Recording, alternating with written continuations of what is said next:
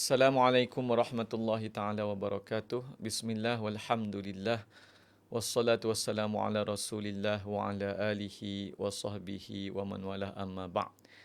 Jadi perkongsian ringkas berkenaan dengan muamalat iaitu berkenaan dengan bantuan Allah Subhanahu Wa Taala bagi penghutang yang berniat untuk membayar hutangnya. Jadi kita selalu pesan kepada orang yang berhutang, hendaklah kalian mempunyai niat untuk membayar hutang kalian. Kerana dalam sebahagian riwayat, siapa yang mati dalam keadaan dia berhutang dan tak mahu membayar hutang, maka Allah SWT akan bangkitkannya di akhirat sebagai pencuri. Ya, dan ada beberapa riwayat lagi yang bahawa orang yang tak mahu bayar hutang ni akan disusah-susahkan kehidupannya kerana berdasarkan niatnya untuk yang tak nak bayar hutang itu. Maka siapa yang berada dalam keadaan berhutang, be positif. Dalam Islam kan, kita kena positif. Sebab apa? Sebab Allah Subhanahu Wa Taala yang Maha memberi rezeki.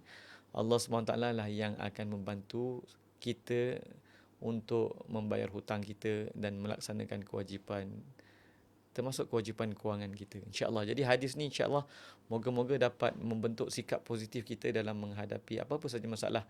Yang penting apabila kita mempunyai tanggungjawab, khususnya dalam topik malam ini berkaitan dengan hutang, maka hendaklah kita mempunyai niat untuk membayar hutang. Okey? Maka kita baca hadisnya. An Aisyah radhiyallahu anha annaha sami'at Rasulullah sallallahu alaihi wasallam yaqul, ya, man kana alaihi dainun, siapa yang mempunyai kewajipan hutang ke atasnya, yanwi adaahu, dan dia berniat untuk melunaskannya, dia berniat untuk melunaskannya, maka kana ma'ahu minallahi aun, maka dia akan mendapat pertolongan daripada Allah, dan Allah wasabbaballahu lahu rizqa, dan Allah akan menjadikan sebab rezeki baginya untuk membayar hutang tersebut, ya. Jadi tuan-tuan yang dimuliakan oleh Allah Subhanahu Wa Taala, hadis ni hadis riwayat Imam Tabrani dan statusnya hadis sahih li ghairi. Ada hadis-hadis yang lain tapi malam ni kita just buat perkongsian ringkas. Jadi nota yang kita letakkan di sini, syarat-syarat berhutang ada 3, ya. Pertama, bila kita berhutang, hendaklah kita berhutang dengan tujuan yang halal ataupun tujuan untuk patuh syariah.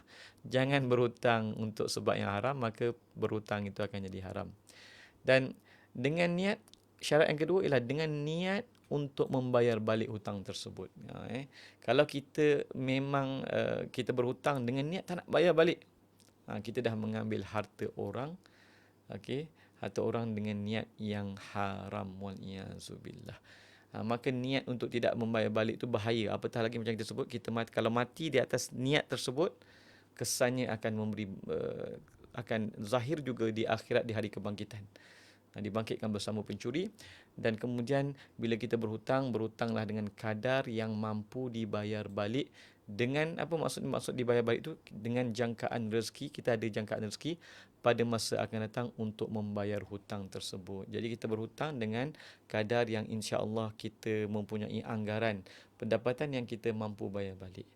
Kalau kita tak mampu nak bayar balik, kita mintalah supaya pihak yang mempunyai kelebihan harta tersebut memberi sedekah ke, hibah ke, hadiah kepada kita, dan ataupun kita kata mintalah dia menghalalkannya bagi kita. Kalau kita memang dari segi hukum adat ataupun hukum kebiasaannya, kita memang tak ada ruang untuk membayar hutang tersebut.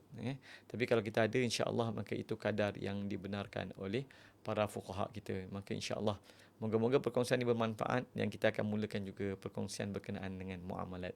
Assalamualaikum warahmatullahi taala wabarakatuh.